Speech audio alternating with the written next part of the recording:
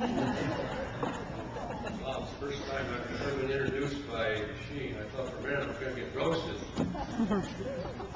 Seriously, knowing the thousands of athletes over the years who worn the Dragon uniform, it's indeed an honor to be one of the very few inducted into the Hall of Fame. And I'm very humbled and grateful for this award. My sincere thanks to the university and to the Hall of Fame committee, my family and good friends, and to all of you for being here to spend this time with Joe and I and the rest of the inductees. The passage of time has given me a greater appreciation for my college years and has changed my perspective on a few things.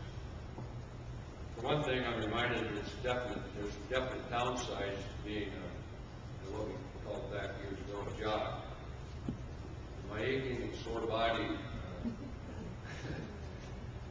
seems to remember the crutches and all the broken bones and the stitches and concussions that I incurred playing baseball and basketball. I didn't play football. I had some surgeries, and just because of my love of sports. I've been seeing a doctor recently for some old sports injuries, and I still rollerblade and run some, and the doctor recommended that I quit running, so I bought an elliptical. I still rollerblade. He told me to quit carousing and cut back on Manhattans and eat more fruit and vegetables, and take my vitamins and get to bed early and not stay up at night and all this stuff I've heard before. I said, is that going to help me lead a long life? He said, probably not, but it sure as hell going to feel like it. That being said, I wouldn't trade my years in athletics for anything.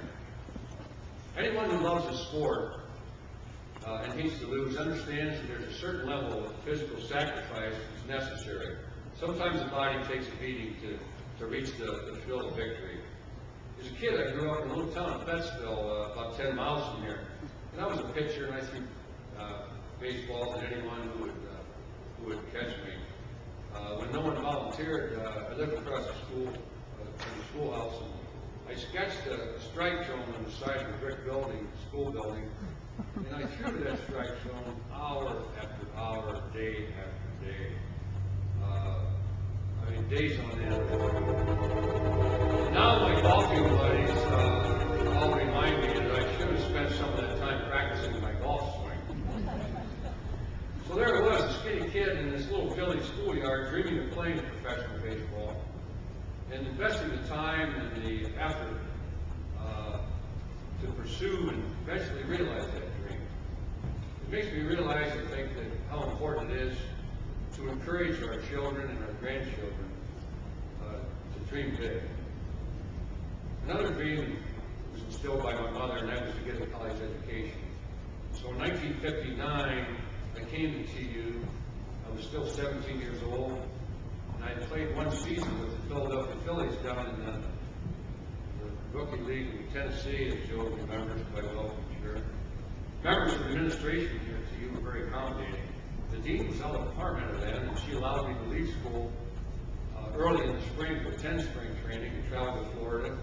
And she allowed me to come back to school a couple weeks late in the fall after classes had resumed, after we had finished our 140-game season. In addition to being part of the Dragons basketball team and making some lifelong friends here at TU, I met a beautiful student named Rita White. Rita was a cheerleader. She was on that picture, as a matter of fact. She was a cheerleader for our basketball team. She came to Tiffin from Upper Sandusky High School, along with an outstanding athlete and basketball player by the name of Fritz Smith. His son is here this evening. Fritz is a very deserving member of this Hall of Fame, as is his son. So I will never forget my years at Tiffin University for the education which provided my family with very good living. And most of all, I remember TU as a place where I had a chance meeting with Rita White, who became my wife and my friend for 42 years. She and I have 3 wonderful children and 5 beautiful grandchildren.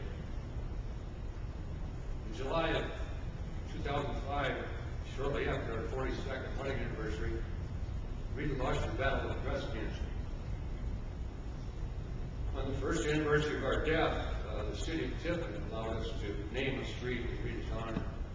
And now 8 families reside on Tiffin, or on Rita Lane in Tiffin, Ohio. So it's with gratitude to this university, to my teammates, my classmates, and my coaches, and in Rita's memory that I accept the award of being inducted into this Hall of Fame. Thank you very much.